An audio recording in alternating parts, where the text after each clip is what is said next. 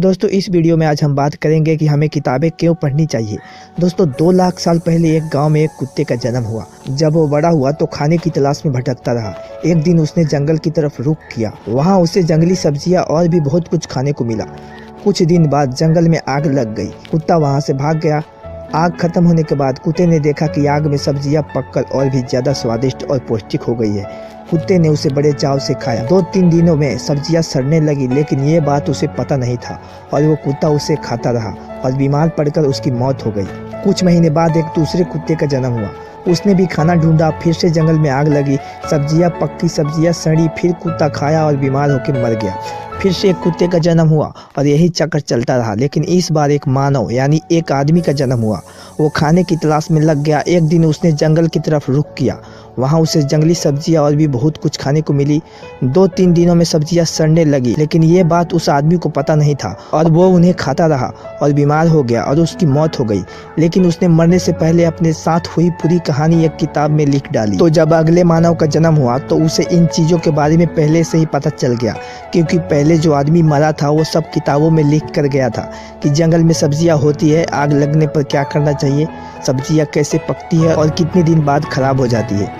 इस तरह से वो ज़्यादा दिनों तक जिया और उसे जो भी एक्सेसिव अतिरिक्त समय मिलता उसमें वो सूखी पत्तियां, हरे तने, पत्थर, जानवरों का गोबर और पानी इकट्ठा करता था। अब वो आग लगने का इंतजार कर रहा था और जैसे ही आग लगी उसने इन सब चीज़ों को आग में फेंक दिया और मरने से पहले वो अपनी किताब में लिख डाला।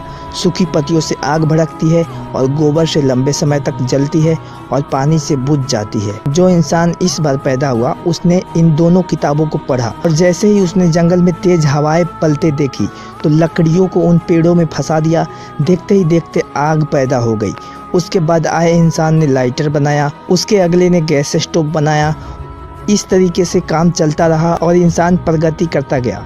कुछ दिन बाद जंगल में आग लग गई और वो वहाँ से भाग गया। आग ठंडी होने के बाद उसने देखा कि आग में सब्जियां पककर और भी ज़्यादा स्वादिष्ट और पौष्टिक हो गई है। उसने उन्हें बड़े चाव से खाया। इंसान की ये सबसे अच्छी खूबी रही है कि उसने अपनी अगली पीढ़ियों तक ज्ञान का संचार किया है और इस तरह से मानव अपनी पुरानी पीढ़ियों द्वारा की गई गलतियों से बचा रहा और अपने समय का सदुपयोग करने में सफल रहा। इसी क्रम को बढ़ाते हुए हर पीढ़ी के साथ इस ज्ञान में तेज़ी से वृद्धि होती गई। किताबें धरती पर इंसानी अनुभव है जिसे वो शब्दों में बयां करता है। जैसे जैसे किताबें पुरानी होती जाती है वैसे वैसे उसकी वैल्यू बढ़ती जाती है, क्योंकि हम उस ज़माने में जीते हैं जो बीत चुका है। आप में से कई लोगों ने अमेरिका नहीं देखा होगा, लेकिन फिर भी आप अमेरिका को अच्छी तरह से जानते हैं। इसका कारण क्या है? कुछ लिखे गए शब्द, कुछ फोटोज़ और कुछ वीडियोज़। इन सब की मदद से आप उस जगह को अच्छी तरीके से जानने में लग जाते हैं। अगर कोई देश ऐसा है जिसकी कोई रिकॉर्ड ही नहीं है तो आप उसे नहीं जान पाएंगे। एक अच्छी किताब आपके व्यक्तित्व को सुधार सकती है और आपको एक अच्छा इंसान बना सकती है। भ्रम से दूर सत्य का पता लगा सकती है। एक बायोलॉजी की किताब हमें बताती है हमारा दिल कैसे धड़कता है और हमारे हाथ पैर कैसे काम करते हैं, पेड़ पौधे कैसे सांस लेती है। इसे जानने में मानव जाति को सदियों लग गई। Holmes, Shakespeare, Chanakya, Al-Biruni, Mark Twain द्वारा लिखी गई प्राचीन किताबें हमें बताती है पुराना जमाना कैसा था, तब इंसान कैसे जीता था। किताबों से हम कई जिंदगियां जी लेते हैं, कई पहलुओं का अनुभव कर लेते हैं और कई संसार देख लेते हैं। आसान शब्दों में कहे तो अगर आप 20 वर्ष की उम्र में एक 40 वर्ष के आदमी द्वारा लिखा गया किताब पढ़ते हैं तो आप उसके 40 वर्षों के अनुभवों में झांक लेते हैं। जो लोग सच्चे आचरण वाली किताब पढ़ते हैं वे हार जाते हैं, लेकिन वे आत्महत्या का विचार अपने दिमाग में कभी नहीं लाते। जो लोग ज़्यादा किताबें पढ़ते हैं वो सिर्फ एक ही जाति को जानते हैं और वो है इंसानियत। दोस्तों ये मान्यता है कि पृथ्वी पर 1% अच्छे लोग हैं और 1% बुरे लोग हैं और बाकी 98% लोग नॉर्मल है। कुछ लोग अच्छे लोगों का प्रेफरेंस यानी अनुसरण करके अच्छे बन जाते हैं और कुछ लोग बुरे लोगों के पीछे भागने से बुरे बन जाते हैं। 1% लोगों के पीछे उनकी अच्छी सोच होती है जिसकी जिम्मेदार एक अच्छी किताब होती है।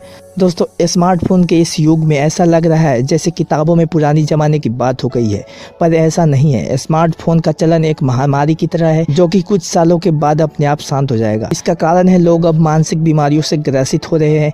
अनचाही इन्फॉर्मेशन उन्हें मिल रही है और बहुत सारी इन्फॉर्मेशन गलत, कंफ्यूज और परेशान करने वाली होती है। एक सच्चा और अच्छा ज्ञान सिर्फ किताबों से मिल सकता है और उसे भी एकांत में पढ़ा जाए तो। किताबें पढ़ने से मन को शांति मिलती है। अगर आप इस बात को नहीं मानते आज ही एक अच्छी सी किताब ले और उसे पढ़े। जैसे जैसे आप उसे पढ़ते जाएंगे, जैसे जैसे ही आप मोबाइल और स्मार्टफोन की तरफ देखना कम कर देंगे। तो दोस्तों आशा करता हूँ आपको ये जानकारी और ये वीडियो आपको अच्छी लगी होगी। अगर वीडियो अच्छी लगी हो तो लाइक कर देना।